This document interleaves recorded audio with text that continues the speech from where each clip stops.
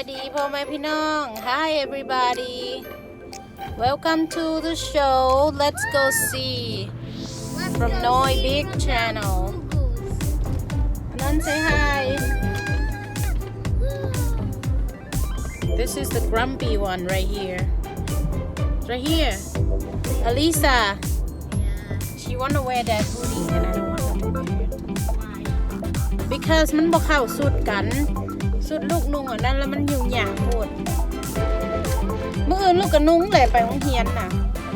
We still gotta go to the school tomorrow ไปเบิ่งกันเลยพี่น้องตักบาตรอยู่วัดพระเสตาวันเนาะออกพรรษามื้อนี้ตอนเช้าวันอาทิตย์ที่13 Today is Sunday 13 I believe We have ตักบาตร at วัดพระเสตาวันไปเบิ่งเลยทางเข้าวัดน้อยนะคนบ่หลายปานใดเพราะว่ามื้อนี้มันถึกมือแท้นะ so every temple they want to do it in Holland Michigan we have 2 temples so นี่สังกะสีเจ้ยจอดรถก่อนพี่น้องยิ้มเลยนะ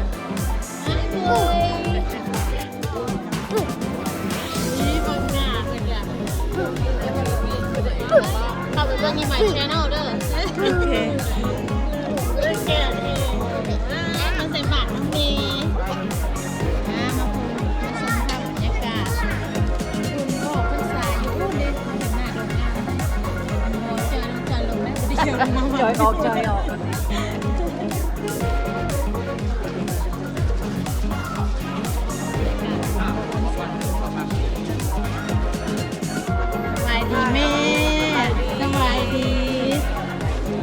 เห็นหน้าเจ้าเข้าไปเบิ่ง YouTube ว้ายนี่น้ำอีกนั่นน่ะแม่น้องอีกค่ะไปเข้า YouTube เด้อสบายดีแน่นอน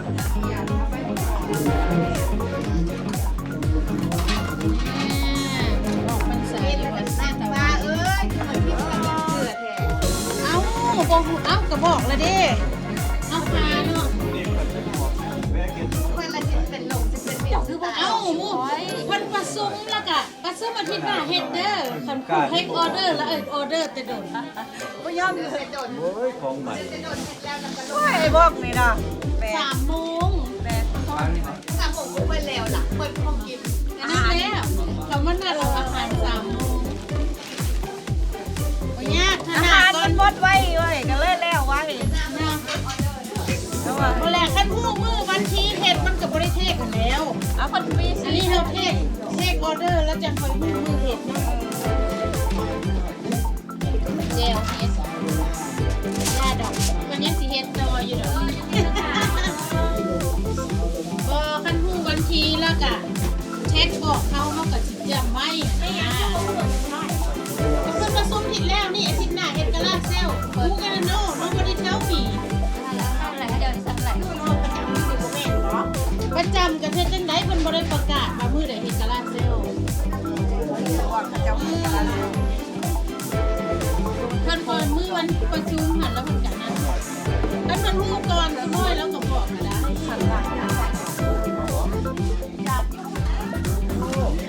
ขนมมันต้นน้ำหวานโอ้จะเป็นถั่วดำอันนี้เป็นยังไงน้ำมันสลีอันนี้น้ำหวานเผือก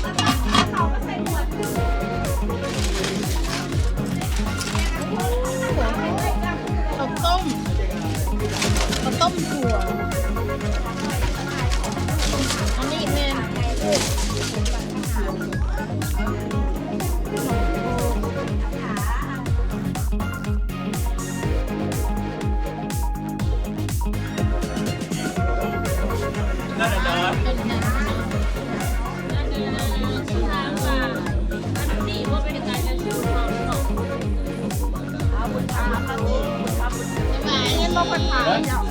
เอาไปกดซับสไครบ์ให้ดีเด้อ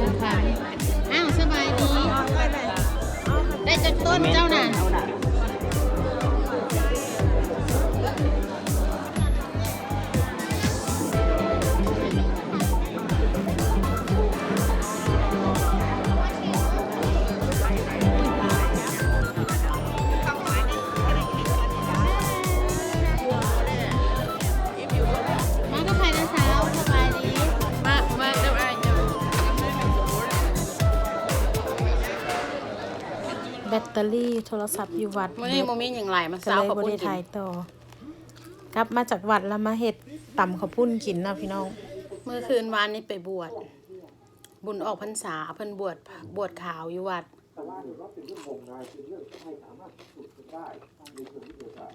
บวชมาแล้ว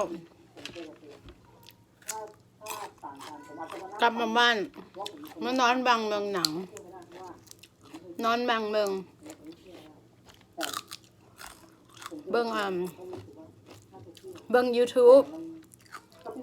จ้องฮักนะ Channel เห็นเขาวเช้าเขาวปุ้นกินแล้วอยาก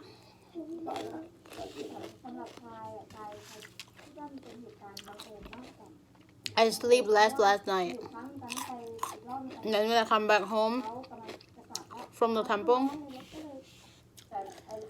I'm watching the YouTube channel somebody making this I'm super hungry นี่นะวันออกพรรษามื้อออกพรรษาเรียบร้อยแล้วบัดนี้สายแข่งกระดิดดองแดงแล้วเนาะข้าวปุ้น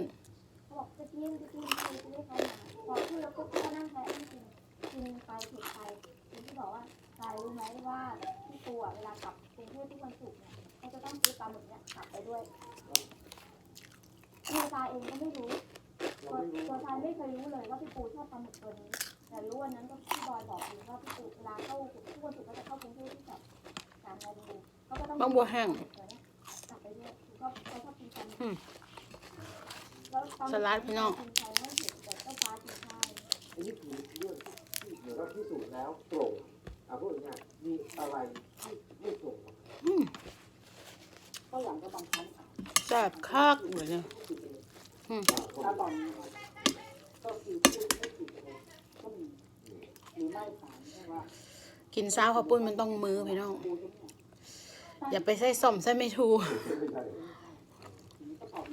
เช้าจะน้ำปลาแดงเอามือเช้ามันจะไปกินแล้วเหม็นติดมือ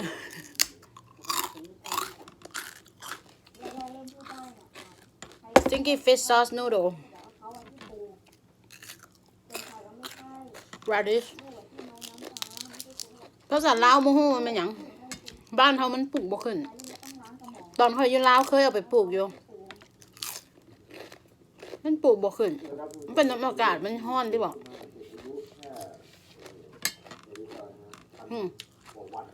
หอมแดงหอมแดงไม่ได้ปลูกหรอกซื้ออยู่ห้านลาว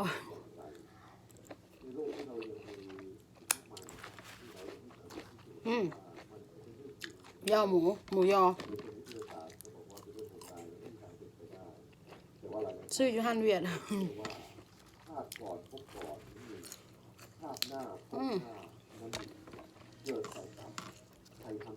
เฮ็ดแต่สิเบิร์ดตำแล้วเรียบร้อยพาสวามีสมัครแลนไปเฮือนแม่เพิ่น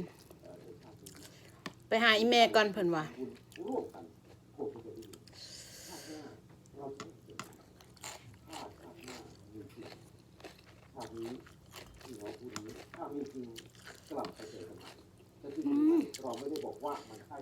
กินเบิดนี่พี่เจ๊นอนได้ปะนี่ตอนนี้7 โมงครึ่งแล้ว เอาล่ะท่านผู้ชมขอขอบใจสำหรับการกดติดตามกดไลค์กดแชร์กด Subscribe เป็นกำลังใจคนไก่บ้านเนาะ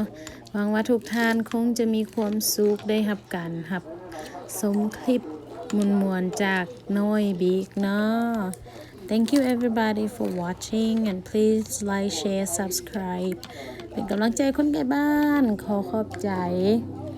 จบวิดีโอคลิปนี้ก่อนแล้วจังพบกันใหม่ในวิดีโอคลิปหน้าเนาะขอขอบใจบ๊ายบาย